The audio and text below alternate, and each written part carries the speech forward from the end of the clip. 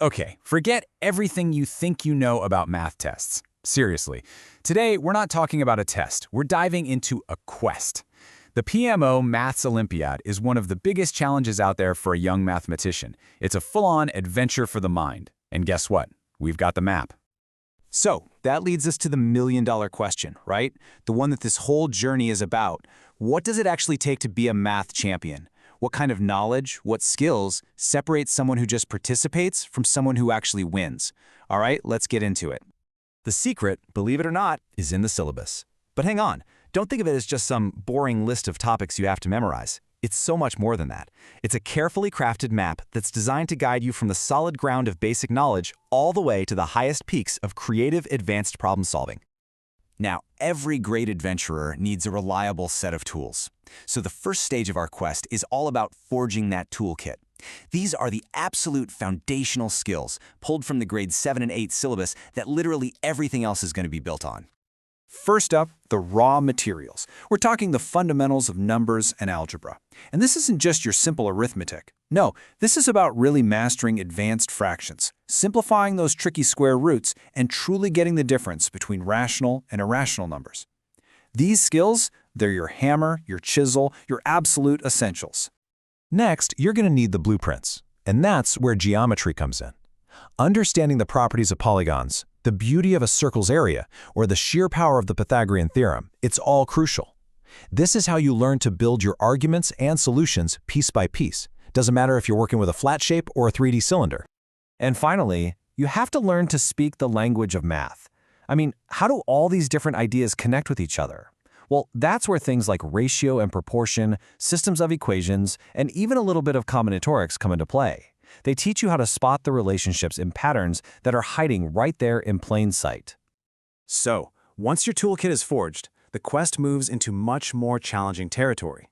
We are now entering the advanced frontiers, the stuff covered in the grades 9 and 10 syllabus. And this is where the ideas get way more abstract, and the problems get a whole lot harder. Let's take a concept like logarithms. I know, it sounds pretty intimidating, right? But it's actually just a really powerful tool for working backwards. See, if exponents are about growth, logarithms are about figuring out the cause of that growth. They're a way to tame these huge, crazy numbers and make them totally manageable. And this right here is the perfect way to look at it. On the left, you've got the exponential form. That's the result, the growth that happened. On the right, you have the logarithmic form. That's the question. Hey, what power got me this result? They're just two sides of the exact same coin, a way to talk about growth and where it came from. And trust me, logarithms are just the beginning. This advanced part of the quest has you navigating complex polynomials, using the law of sines and cosines in any triangle, not just the easy right-angled ones, and calculating the volume of pyramids, cones, and spheres. You're basically taking everything you learned before and using it to tackle much, much bigger challenges. But here's the real secret.